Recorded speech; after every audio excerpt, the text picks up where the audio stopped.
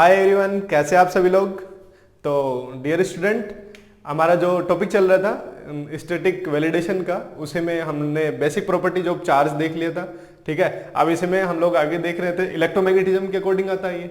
ठीक है, इलेक्ट्रोमैग्नेटिज्म हमारा जो टॉपिक है वो है इलेक्ट्रोमैग्नेटिज्म। ठीक है, इलेक्ट्रोमैग्नेटिज्म क्या होता है ये बेसिकली अगर देखें तो ये क्या है, ये है स्टडी ऑफ चार्ज। ठीक है, ये क्या है, बेसिकली स्टडी ऑफ चार्ज है। और अगर चार्ज की बात करें कि चार्ज क्या होता है, इसकी बेसिक प्रॉपर्टीज क्या होती है, तो इसके लिए मैं एक वीडियो बना चुका हूं ऑलरेडी। ठीक है, तो आपको चार्ज की basic property, what is charge, ये जो भी चीजें आपको देखनी है तो ये मैं लिंक में डिस्क्रिप्शन में मैं लिंक डाल दूंगा। अब वहां से इसको पूरा वीडियो है, इस पे बना हुआ है कि चार्ज क्या होता है, चार्ज की प्रॉपर्टी क्या होती है, उस पर आप इसको देख सकते हैं। ठीक है, और अब हम लोग इसी के अगर मैं ब्रीफ में बात करूं तो मैं अभी बता देता हूं ब्रीफ को लेके तो कि चार्ज क्या होता है। ठीक है, चार्ज टू टाइप्स होते हैं इसके। ठीक है, कौन कौन से होते हैं इसके टू टाइप्स, एक होता है पॉजिटिव, दूसरा होता है नेगेटिव चार्ज। राइट, और अब इसमें देखें अगर पॉजिटिव पॉजिटिव चार्ज है या नेगेटिव नेगेटिव चार्ज है तो दोनों के बीच में क्या होगा, रिपल्शन। क्या होगा, रिपल्शन, प्रतिकर्षण। और अगर positive negative negative positive charge है तो अगर ऑपोजिट चार्ज है तो इनके बीच में क्या होगा, अट्रैक्शन। राइट, और अगर इसकी यूनिट की बात करें तो इसकी यूनिट क्या होती है, कूलम। ठीक है, और अगर इसकी सीजीएस यूनिट देखेंगे तो ये होती है ESU। हमने देखा था एक कूलम बराबर क्या होता है, 3 × 10⁹ ESU होता है, इलेक्ट्रोस्टैटिक यूनिट होती है। राइट, और इसकी डायमेंशन की बात कर ले तो इसकी जो डायमेंशन होती है वो डायमेंशन क्या होती है इसकी, 80। ठीक है, ये हम लोग पिछले लेक्चर में पढ़ चुके हैं, मैं इसका ब्रीफ में डिस्क्रिप्शन दे रहा हूँ। राइट, और अगर इसकी बात करें यूनिट होगी, डायमेंशन होगी, ये क्वांटिटी कैसी है, ये है स्केलर क्वांटिटी। कैसी क्वांटिटी है ये, स्केलर क्वांटिटी है। इतना हो गया। अब इसके अपन प्रॉपर्टीज में बात कर रहे थे कि जो ऐसे मान के चलो आप कि जो चार्ज है ना, ये कोई न्यूट्रल बॉडी है। राइट, ये कोई न्यूट्रल बॉडी है, और अब ये न्यूट्रल बॉडी है, इसका मतलब क्या हो गया, इसमें जो इलेक्ट्रॉन है वो जीरो, कि यही होगा। न्यूट्रल बॉडी में क्या इलेक्ट्रॉन जीरो होते हैं, नहीं भाई, उसमें पॉजिटिव और नेगेटिव चार्ज है ना वो इक्विवेलेंट होते हैं, इस वजह से क्या होती है वो बॉडी न्यूट्रल होती है। ऐसे मान के चलो मैं इसमें से क्या निकाल लेता हूँ, 5 इलेक्ट्रॉन निकाल लेता हूँ। 5 इलेक्ट्रॉन निकाल लेता हूँ तो इस बॉडी पे जो चार्ज आएगा वो क्या आ जाएगा, जो न्यूट्रल बॉडी थी इस पे कितना चार्ज आ जाएगा, +5 ना, +5 चार्ज आ जाएगा ना, क्योंकि भाई इलेक्ट्रॉन तुम लोगों ने निकाला है तो इसके ऊपर इसका मतलब इसके ऊपर कैसा चार्ज आ जाएगा, +5 आ जाएगा। इसमें से मैं कैसे इलेक्ट्रॉन निकाल सकता हूँ, इसमें से 1 इलेक्ट्रॉन निकाल लूँ, 2 निकाल सकता हूँ, 3 इलेक्ट्रॉन निकाल सकता हूँ, 4 निकाल सकता हूँ, क्या 4.5 इलेक्ट्रॉन इससे निकाल सकता हूँ। भाई ऐसे हो सकता है कि 4.5 इलेक्ट्रॉन निकाल के इसमें डाल दिए, ऐसा पॉसिबल नहीं है ना। मतलब क्या होगा, आप लोग कैसे निकाल सकते हो इसको, मतलब आप इंटीजर में निकाल सकते, या तो इसमें इतने इलेक्ट्रॉन डाल सकते हो, इतने इलेक्ट्रॉन निकाल सकते हो। निकलेंगे कैसे, इंटीजर के रूप में। तो जो इससे जो ये प्रॉपर्टी निकल के आ रही है ये होती है क्वांटाइजेशन वाली प्रॉपर्टी। राइट, जो चार्ज क्या होता है, क्वांटाइज्ड होता है, मतलब Q = ±NE। और जो इसमें भी जो ये चार्ज ट्रांसफर हो रहा है या इसमें जो चार्ज जनरेट होकर आ रहा है वो किसकी वजह से होता है, ड्यू टू जो यूनिट चार्ज होता है ना, बेसिकली स्मॉलेस्ट यूनिट क्या होती है चार्ज की, इलेक्ट्रॉन होती है। राइट, स्मॉलेस्ट यूनिट चार्ज की क्या होती है, जो यूनिट होती है वो क्या होती है, इलेक्ट्रॉन होती है। ठीक है, और इलेक्ट्रॉन पे चार्ज क्या होता है, ±1.6 × 10⁻⁻19 कूलम। राइट, अब बात करते हैं कि इलेक्ट्रॉन का अगर बेसिक जानकारी की बात करें तो इलेक्ट्रॉन का द्रव्यमान कितना होता है, 9.1 × 10⁻31 kg। राइट, और इसी प्रकार से जो मास ऑफ प्रोटॉन होता है वो कितना होता है, 1.67 × 10⁻27 kg। और इक्विवेलेंट ये किसका होता है, न्यूट्रॉन का मास होता है। तो चार्ज की स्मॉलेस्ट यूनिट क्या हो जाती है, इलेक्ट्रॉन हो जाती है। और ये चार्ज की कौन सी प्रॉपर्टी शो कर रहा था, क्वांटाइज प्रॉपर्टी, क्योंकि जो इसमें जो भी चार्ज जनरेट होकर आएगा न्यूट्रल बॉडी में, अगर आप इलेक्ट्रॉन को या ऑब्जर्व करेगा इलेक्ट्रॉन को या फिर एग्जिस्ट करेगा इसमें से इलेक्ट्रॉन, अगर बाहर जाएंगे तो उससे क्या होगा, जो न्यूट्रल बॉडी होगी इस पर चार्ज जनरेट होगा।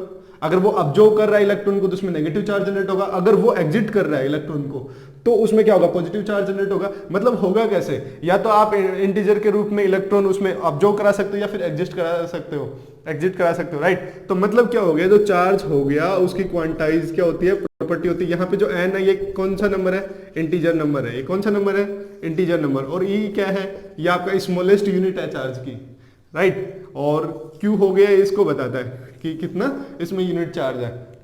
ये हो गया। दूसरी बात मैं क्या कर रहा था, जैसे मानो कि ये कोई आइसोटोपिक कोई क्या है, बॉडी है ये, ठीक है। अब इसमें एक चीज मान के चलो, एक चार्ज यहाँ है, एक यहाँ है, एक यहाँ है। इस पे चार्ज है कितना, -2 कूलम, इस पे 3 कूलम, इस पे 1 कूलम, ठीक है। अब इसमें मान लो मैंने कुछ किया, मतलब किसी चार्ज को घटाया या इसमें अब जो एग्जिस्ट करवाया, ठीक है। तो इस पे जो आएंगे, जैसे मान के चलो ये जो चार्ज आया ये कितना आया, +1 कूलम, ठीक है। इस पे जो चार्ज आया वो मान के चलो +2 कूलम, राइट। इस पे कितना आ गया, इस पे भी मान के चलो 1 आ गया। तो जो इस पे होगा वो कितना हो जाएगा, सी बॉडी पे जो चार्ज आएगा वो कितना आ जाएगा, इसको देखो ये कितना होगा, 3 और 1 4, 4 में से 2 गए, 2 बच गए, ठीक है। इसका मतलब इस पे तो कोई चार्ज आया ही नहीं, ऐसा पॉसिबल नहीं हो सकता। तो इसको कितना मान लो आप, 5 मान लो। तो 5 और 1 6 कूलम हो गए, 6 में से 2 गए तो कितने बच गए, 4, 1 1 2, तो 2 और आने चाहिए ना। तो इस पे कितना कूलम चार्ज आ गया, 2 कूलम। मतलब क्या हो गया कि जो इससे कौन सी प्रॉपर्टी शो होके आ रही है आपकी, इससे मतलब ये हो गया कि जो चार्ज है ना वो कैसी क्वांटिटी है, कंजर्व्ड है, ठीक है। मतलब चार्ज को आप डिस्ट्रॉय नहीं कर सकते, रीजनरेट नहीं कर सकते इसको। एक बॉडी से दूसरी बॉडी में आप ट्रांसफरेबल, मैंने वो बताया इसकी प्रॉपर्टी, जो चार्ज होता है वो ट्रांसफरेबल होता है। उसके अकॉर्डिंग ये जो चार्ज होगा इसकी कैसी प्रॉपर्टी होती है, कंजर्व प्रॉपर्टी होती है, ठीक है। ये इसकी हमने कुछ बेसिक प्रॉपर्टीज देखी थी। अब आते हैं अपने मेन टॉपिक पे। ये तो हमने लास्ट लेक्चर में कर लिया था कि ठीक है। अब इसमें अपन लोग देख रहे थे कि जो चार्ज किस में होता है, रेस्ट में होता है, ठीक है। या फिर चार्ज किस पे होगा, मोशन तो करेगा लेकिन एट कांस्टेंट वेलोसिटी पे, ठीक है। या फिर जो चार्ज होगा वो एक्सेलरेटेड मोशन करेगा, ठीक है, एक्सेलरेटेड मोशन करेगा साहब। जब चार्ज रेस्ट में होता है, जब इसकी स्टडी करेंगे ना, वो करेंगे इलेक्ट्रोस्टेट के अंदर, इलेक्ट्रोस्टेट के अंदर। और जहां पे क्या फील्ड, कौन सा फील्ड जनरेट होगा, इलेक्ट्रिक फील्ड जनरेट होगा। और जब चार्ज क्या होगा, ये मोशन करेगा कांस्टेंट वेलोसिटी पे, तो इसकी स्टडी करेंगे अपन लोग मैग्नेटिज्म में, ठीक है। जहां पे कौन सा फील्ड जनरेट होगा, मैग्नेटिक फील्ड जनरेट होगा। और ये जो है जब चार्ज एक्सेलरेटेड मोशन में होगा, डायनेमिक पोजीशन में होगा, तो उस डायनेमिक पोजीशन में होगा तो उस टाइम हम लोग जो स्टडी करेंगे ना वो करेंगे, इसकी करेंगे इलेक्ट्रोमैग्नेटिक वेव या रेडिएशन के अकॉर्डिंग, ठीक है। अब एक चीज बताओ मुझे, जो भाई अपन लोग ये देख रहे हैं कि यहाँ पे इलेक्ट्रिक फील्ड जनरेट होगा, यहाँ पे मैग्नेटिक फील्ड जनरेट होगा। 11th में जो हम लोग पढ़ते हैं ना वो चीजें हमें दिखाई देती है, गाड़ी चल रही है या कोई चीज दौड़ रही है, कुछ भी चीजें जो भी एक्टिविटी होती है ना 11th में बेसिकली हम लोग मोटा तरीके से यही पढ़ते हैं कि जो चीजें हमें ऑब्जर्वेबल होती है, दिखाई देती है। लेकिन क्या इलेक्ट्रिक फील्ड देखा है, नहीं देखा ना, मैग्नेटिक फील्ड देखा, हाँ फील जरूर होता है लेकिन हम लोग उसको देख नहीं सकते, ठीक है। मतलब ये चीजें मतलब इतनी फील नहीं आएगी इसमें, आप लोग पढ़ोगे, लेकिन ये चीजें हमें पढ़ने भी जरूरी है, क्योंकि जो चीज फील हो रही है उन्हें भी तो जानना जरूरी है ना। तो इसी चीज से अब इसमें क्या हो जाएगा, पहले हम लोग इलेक्ट्रोस्टेट को पढ़ेंगे, फिर मैग्नेटिज्म को, मैग्नेटिक स्टेट को पढ़ेंगे, फिर इलेक्ट्रोमैग्नेटिक वेव और रेडिएशन वाले चैप्टर्स को पढ़ेंगे, ठीक है। उनमें इन सब की क्या करेंगे, स्टडी करेंगे। अब बात करते हैं कि जो इलेक्ट्रोस्टेट होता है ना, इसकी यहां से अपना जो पहला टॉपिक होगा वो इलेक्ट्रोस्टेट का होगा। इसमें हम लोग क्या क्या पढ़ेंगे, इलेक्ट्रोस्टेट फर्स्ट आ गया, इलेक्ट्रोस्टेट सेकंड आ गया, उसके बाद में इसको कैपेसिटर वगैरह हो गया। इन सब चीजों को हम लोग यहाँ पे स्टडी करेंगे। तो सबसे पहले हम लोग बात करते हैं इलेक्ट्रोस्टेट की, ठीक है। जो आज का हमारा मेन टॉपिक होगा वो क्या होगा, इलेक्ट्रोस्टेट।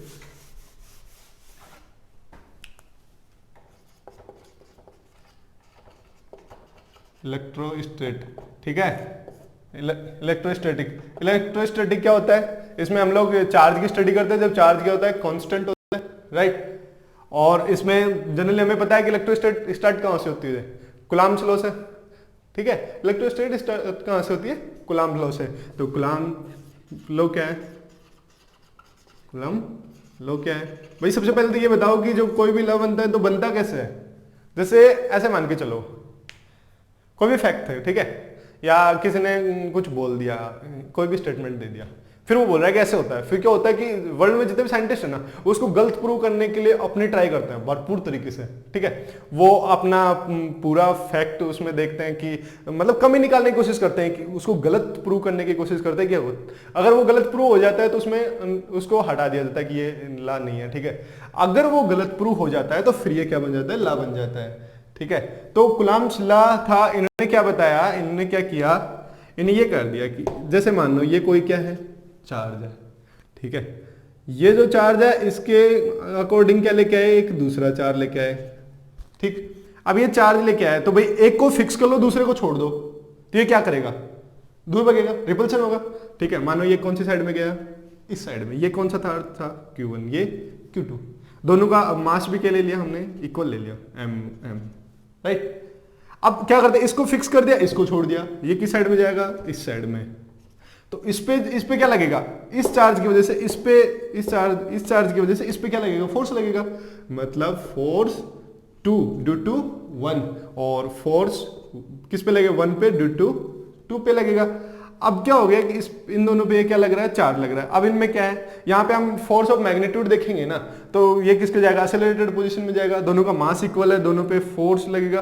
तो अब क्या हो रहा है, ये इन सब चीजों को देखें तो इनकी जो मैग्नीट्यूड आएगी वो भी क्या जाएगा, इक्वल आएगा, राइट, क्योंकि दोनों का क्या है, मास इक्वल है। अब इसमें हम लोग बात क्या करते हैं कि अब यहां पे एक चीज समझने की कोशिश करो, ये यहां पे जो फोर्स लग रहा है ना, इक्वल मैग्नीट्यूड का लग रहा है, डिफरेंट ऑब्जेक्ट पे लग रहा है, एक वस्तु पे थोड़ा ना लग रहा है ये, या एक चार्ज का दूसरे पे लग रहा है ना। तो ये चीजें समझने की कोशिश करो कि ऐसा लॉ हमने पढ़ा था कि इक्वल मैग्नीट्यूड और डिफरेंट उस पे लगेगा, डिफरेंट ऑब्जेक्ट पे लगेगा और ऑपोजिट डायरेक्शन में लगेगा। ये इधर लग रहा है, ये इधर लग रहा है, तो ऐसा कहां पे पढ़ा था, Newton third law, action reaction वाला लॉ पढ़ा था ना हमने, कि जो एक्शन रिएक्शन होता है वो ऑपोजिट डायरेक्शन में होता है, डिफरेंट ऑपोजिट पे लगता है, ठीक है। और मैग्नीट्यूड क्या होता है, इक्वल होता है।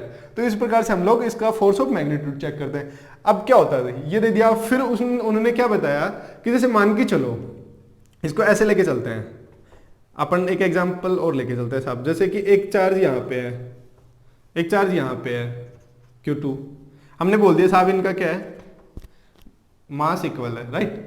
अब क्या करते हैं, इसकी वजह से इस पे लगा, चलो मान लो फोर्स 1 ड्यू टू 2, और इस पे लगा इस तरफ। अब देखो mass equal, opposite direction, magnitude equal, ठीक है। क्या ये लो है वो प्रूव हो रहा है, यहां पे नहीं हो रहा ना, क्योंकि यहां पे चीजें क्या बताना, वो क्या बताने की कोशिश कर रहे थे, यहां पे जो स्टेटमेंट था वो प्रूव नहीं हो रहा था, इसलिए उन्होंने एक लाइन इसमें और जोड़ी कि जो फोर्स लगेगा ना वो किसके अकॉर्डिंग लगेगा, ये लगेगा along the joining of 2 point. ये जो लाइन इन दोनों को जोड़ेगी, इन दोनों को कनेक्ट करेगी, उस लाइन के अकॉर्डिंग ही फोर्स लगेगा साहब, ठीक है। तब जाके ये पूरा का पूरा कुलाम्ब्स लॉ प्रूव होता है। तो कुलाम्ब्स ने क्या किया था, उन्होंने क्या कर दिया, वो किए, उन्होंने एक्सपेरिमेंट किए और उन्होंने पता लगाया कि जो कुलाम्ब्स लॉ दिया था ना वो किसके अकॉर्डिंग दिया, कि जब दो कोई भी फिक्स पॉइंट ले लिए, उन दोनों पे चार्ज ले लिया Q1 और Q2, ऐसे मान के चलो आप, ठीक है। फिर इन दोनों के बीच में जो वो क्या होगा, अट्रैक्शन, वो होगा, इन दोनों के बीच में कुछ भी प्रतिक्रिया होगी और उसके कारण जो बल जनरेट होगा ना, विद्युत बल जो जनरेट होगा वो क्या होगा, वो जो फोर्स होगा वो इन दोनों चार्ज के तो क्या होगा, मल्टीपल के प्रोपोर्शनल होगा, मतलब इन दोनों के गुणनफल के तो समानुपाती होगा। और सब जो इनके बीच में जो डिस्टेंस है ना उसका इनवर्सली क्या होगा, स्क्वायर का प्रोपोर्शनल होगा, ठीक है। अब दो इनको अगर इक्वल करें, ये कैसे हो जाएगा, Q1 Q2 upon R square. अब इस कांस्टेंट के साइन को हटाएंगे तो यहाँ पे क्या आ जाएगा, K Q1 Q2 upon R square आ जाएगा। अब बात करते हैं कि यहाँ पे जो K है ये क्या है, ये कांस्टेंट है, कुलाम्ब्स कांस्टेंट है। इसकी जो वैल्यू होती है वो क्या होती है, 9 × 10⁹ newton metre square upon coulomb square, right. ये जो K है इसकी वैल्यू क्या होती है, इसकी वैल्यू होती है 1/4πε0। और एप्सिलॉन नोट क्या है, एयर एंड जो है वैक्यूम है उसकी प्रिमिटी है, ठीक है। मतलब इसकी विद्युतशीलता है, निर्वात और वायु की विद्युतशीलता है ये। तो इसके अकॉर्डिंग जो फोर्स का फॉर्मूला निकल के आएगा वो क्या जाएगा, 1/4πε0 Q1 Q2 upon R square. ठीक है, ये हो गया। अब बात करते हैं कि अगर इसको डायरेक्शन के अकॉर्डिंग देखें, वेक्टर के अकॉर्डिंग देखें, तो क्या निकल के आएगा।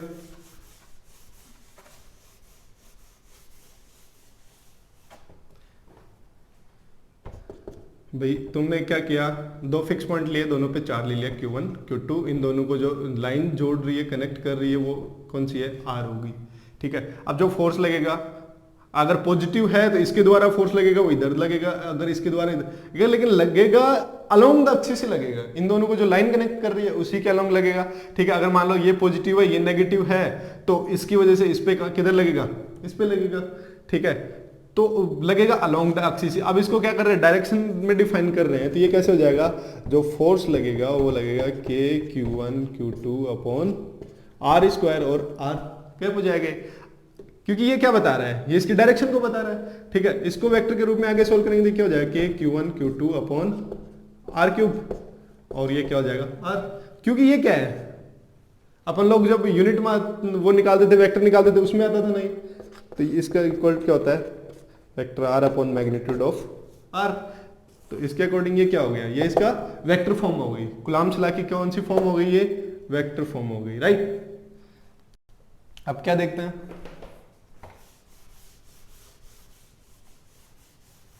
अब हम लोग देखते हैं कि जो कूलम्ब्स लॉ होता है, जो अपना रूल्स थे, प्रॉपर्टी थी कि जो कूलम्ब्स लॉ होता है, ये क्या होता है, सबसे पहली बात तो ये था कि ये डिफरेंट बॉडीज पे लगता है, दो अलग अलग ऑब्जेक्ट पे लगता है, और अलोंग द एक्सिस लगेगा। ठीक है, और इसका किसके अकॉर्डिंग लगता है, ड्यू टू अबव पॉइंट, जो हमने बताया था कि पहला पॉइंट क्या था कि अलग अलग डिफरेंट बॉडीज पे लगता है, टू डिफरेंट बॉडीज पे लगता है, और इसका क्या था कि सेम डायरेक्शन हो, जो डायरेक्शन होगी वो अपोजिट डायरेक्शन होगी, मैग्नीट्यूड होगा वो सेम होगा। ठीक है, और डिफरेंट बॉडीज पे लगेगा। तो ये जो पॉइंट है, इस पॉइंट के अकॉर्डिंग अपन लोग इसको डिफाइन कर सकते हैं कि ये कौन सा फोर्स है, एक्शन रिएक्शन फोर्स है। दूसरी बात करें थे हम लोग, जो इलेक्ट्रोस्टैटिक फोर्स होता है ना, वो हमेशा एक्ट करता है किसके, जो दो लाइन अपन लोग ज्वाइन कर रहे हैं, कनेक्ट कर रहे हैं, उन दोनों के अलोंग द लाइन लगेगा। ठीक है, ये चीजें मैं बता चुका हूं। तीसरी जो पांचवी चीज है वो क्या है, due to above force it's also known as central force. ठीक है, ये मतलब मैंने बताया ना, लाइन जो इनकी तरफ कार्य करता है, जैसे नेगेटिव पॉजिटिव लेके तो एक दूसरे की तरफ या करता है, एक लाइन के डायरेक्शन में ही है, तो ये कौन सा हो गया, एक सेंट्रल फोर्स हो गया। अब फिर बात कर रहे थे कि जो इलेक्ट्रोस्टैटिक फोर्स होता है वो कंजर्वेटिव होता है। ठीक है, क्योंकि चार्ज के अकॉर्डिंग देख रहे थे हम लोग, कंजर्व है, तो उसके अकॉर्डिंग जो फोर्स लगेगा वो कंजर्व फोर्स है। एक प्रॉपर्टी की और बात कर रहे थे, ये समझने वाले भी और अच्छी प्रॉपर्टी, इसको देखना। ये चार्ज है Q1, राइट, ये चार्ज है Q2, इन दोनों के बीच में क्या लग रहा है, फोर्स लग रहा है। इसको मान के चलो आप, ये Q1 है, ये पॉजिटिव चार्ज, ये नेगेटिव चार्ज है, R दूरी पे, राइट, फोर्स लग रहा है, कोई टेंशन नहीं है। अब देखो आप, इस पे जो फोर्स लग रहा है वो लग रहा है, एक बात मान के चलते हैं, यहां पे एक चार्ज और आ जाता है Q3। ठीक है, अब एक चीज देखने की कोशिश करो, ऐसे मान के चलो कि इन दोनों में काफी गहरी फ्रेंडशिप थी, राइट, ये दो काफी अच्छे मित्र थे, और इन दोनों की गहरी मित्रता थी, तभी एक दूसरा मित्र और मिल जाता है इनको, इनका अच्छा खासा फ्रेंड और मिल जाता है। इसका फ्रेंड, ध्यान रखना मैं जहां पे बोल रहा हूं, नेगेटिव चार्ज है ये, ठीक है, अच्छा खासा फ्रेंड मिल जाता है। क्या इसकी वजह से इन दोनों की दोस्ती पे कुछ इफेक्ट पड़ेगा? पड़ेगा भाई, ह्यूमन लाइफ में तो पड़ता है, ये चीज तो कंफर्म है, लेकिन ये लोग है ना बिंदास हैं, इन पे कोई फर्क नहीं पड़ता। ठीक है, इसकी वजह से इसके ऊपर कोई फर्क नहीं पड़ेगा, लेकिन जो नेट फोर्स लगेगा ना इस पे, इसकी वजह से इस पे और इसकी वजह से इस पे जो नेट फोर्स लगेगा उस पे जरूर इफेक्ट पड़ेगा, वो जरूर अलग हो जाएगा, लेकिन इन दोनों की दोस्ती में, मतलब इसकी वजह से इस पे जो फोर्स लगेगा और इसकी वजह से इस पे जो फोर्स लगेगा, वो एक दूसरे को इफेक्ट नहीं करेंगे। ठीक है, तो इसका मतलब क्या हो गया, इसका मतलब ये होगा कि जो फोर्स ऑफ इंट्रैक्शन है ना बिटवीन टू चार्ज, ये it's independent of absence and presence of another charge. Force of interaction था, या इन दोनों के बीच में जो इंट्रैक्शन की वजह से जो फोर्स लग रहा था, वो इस तीसरे चार्ज की प्रेजेंस और अब्सेंस की वजह से इसके ऊपर इसका कोई इफेक्ट नहीं पड़ेगा साहब। और लेकिन जो नेट चार्ज है वो क्या हो जाएगा, चेंज हो जाएगा। ये ही इसकी इंपॉर्टेंट प्रॉपर्टी थी।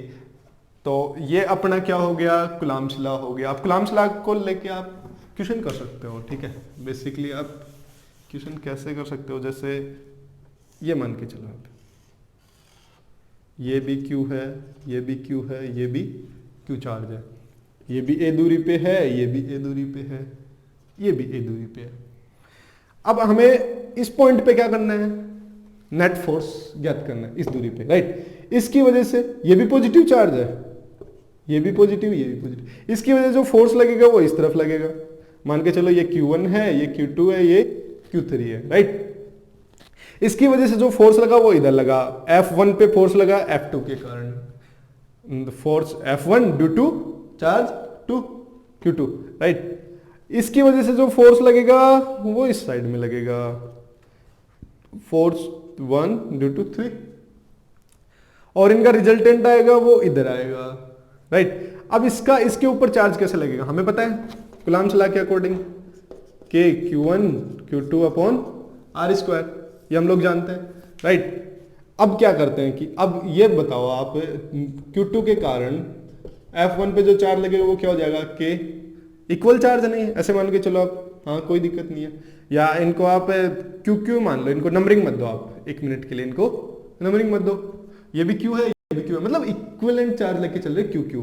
तो इसकी वजह से इसके ऊपर जो चार्ज लगेगा, वो फोर्स लगेगा वो KQ अपॉन इन दोनों के बीच की दूरी A स्क्वायर, राइट। इसकी वजह से इस पे लगेगा, मतलब 1 पे 3 की वजह से लगेगा, ये क्या हो जाएगा, KQ square upon A square. अब इनका रिजल्टेंट निकालना है। अपन ने वेक्टर में देखा था ना, वेक्टर में जब कोई भी दो वेक्टर थे, अगर उनका हम लोग रिजल्टेंट वेक्टर निकालते थे, उनका परिणामी सदिश निकालते थे, वो कैसे निकलेगा, F निकालना है हमें, तो ये क्या हो जाएगा, F1 का स्क्वायर प्लस F2 का square plus 2F1 F2 cos theta. और यहाँ पे जो एंगल बनेगा वो कितना डिग्री का बनेगा, 60 डिग्री का, राइट, ठीक है। क्योंकि ये दोनों इक्वल होंगे ना, शीर्षाभिमुख कोण हो गए ना ये, तो इक्वल कोण हो जाएंगे। तो इसके अकॉर्डिंग देखो, इसके फोर्स की बात कर लो, इक्वल इक्वल फोर्स, ये सेम सेम ही फोर्स है, तो ये क्या हो जाएगा, F square plus F square plus 2F square cos 60 degree, right. तो ये जो निकल के आएगा आगे, ये क्या हो जाएगा, 2F square plus 2F square, और ये क्या हो जाएगा, cos 60 की वैल्यू हाफ, ठीक है, हाफ से हाफ कैंसिल हो जाएगा, तो ये कितना हो गया, √3F स्क्वायर। तो ये निकल के क्या आ जाएगा, √3F आ जाएगा, और F हमें पता ही है ये, राइट। तो इसकी जो मेन वैल्यू आ जाएगी वो √3KQ square upon A square. Resultant value क्या निकल के आई भाई, √3KQ square upon A square आ गई। इसी तरीके से आप अदर बॉडीज पे भी निकाल सकते हो, जैसे ये ले लो, Q1 Q2 Q3 Q4, right. इस पे भी निकाल सकते हो, किसी पे भी, किसी भी पॉइंट पे पूछ सकता है ना, इस पे पूछ ले भाई, इस पे नेट फोर्स पूछ ले आपसे, इसकी वजह से, इसकी वजह से और इसकी वजह से निकाल लोगे। इस पे पूछेगा तो किन की वजह से लगेगा भाई, यहाँ पे कितने फोर्स लगेंगे, जैसे मैं से पूछूं इस पॉइंट पे कितने फोर्स लगेंगे, इस पे कितने लगेंगे, 4 तो नहीं लग सकते ना, 4 कहां लगेंगे, एक ये एक ये एक ये, 3 ही लगेंगे ना, कि एक तो खुद ही है। तो इस पे जो नेट फोर्स होएगा ना वो क्या हो जाएगा, जैसे मान के चलो इसकी वजह से F1, इसकी वजह से F2 और इसकी वजह से F3, ठीक है। ये देखो ऐसे लगेगा, ये F1, ये इसका यहाँ पे लगेगा, ये F2, फिर ये F3, ठीक है। तो नेट चार्ज क्या हो जाएगा, F1 plus F2 plus F3। Same, चाहे आप कुछ भी ले लो यार, यहाँ पे आप एज ए षटकोण काम में ले लो इसको, ठीक है, हेक्सागोनल, इस पे देख लो, ठीक है। तो आप यहाँ पे देख सकते हो ना, Q1 Q2 Q3 Q4 Q5 Q6, किसी भी जैसे इस पे लेगा, इस पे लेना है, इस पे कौन कौन से पे देगा, जैसे F1 इसकी वजह से लगेगा तो F2, इसकी वजह से F3, ये F4, ये F5 लग जाएगा ना, पूरे के पूरे सभी को लाइन कनेक्ट कर दो, बिटवीन डिस्टेंस निकालो, देन इनका फोर्स कैलकुलेट कर लो। मतलब इस तरीके से हम लोग कुलाम्ब्स लॉ को इजीली देख सकते हैं, राइट। तो आज का हमारा लेक्चर यहीं तक ही है। तो फ्रेंड्स, जनरल हमने इसमें देखा क्या कि इलेक्ट्रोमैग्नेटिज्म देखा। इलेक्ट्रोमैग्नेटिज्म क्या होती है? स्टडी ऑफ चार्ज होती है। इसमें हम लोग आज का जो टॉपिक लेके चल रहे थे वो इलेक्ट्रोस्टैट लेके चल रहे थे। इलेक्ट्रोस्टैट क्या होता है? ये होता है जो जब चार्ज होता है वो कांस्टेंट पोजीशन में होता है, मतलब बिल्कुल अपनी जगह पे ही होता है, तब हम लोग क्या करते हैं, इसकी स्टडी करते हैं, ठीक है। और इलेक्ट्रोस्टैट को जनरली हम लोग स्टार्ट कहाँ से करते हैं? इसके कूलम्ब्स लॉ से करते हैं। कूलम्ब्स लॉ क्या होता है? कूलम्ब्स ने क्या कर दिया, दो फिक्स पॉइंट ले लिए, उन दोनों पे पॉइंट जो भी चार्ज थे, चार्ज को रखा, उन दोनों के बीच में जब म्यूचुअल इंट्रैक्शन हुआ, म्यूचुअल इंट्रैक्शन की वजह से उसमें क्या होगा, एक फोर्स जनरेट हुआ।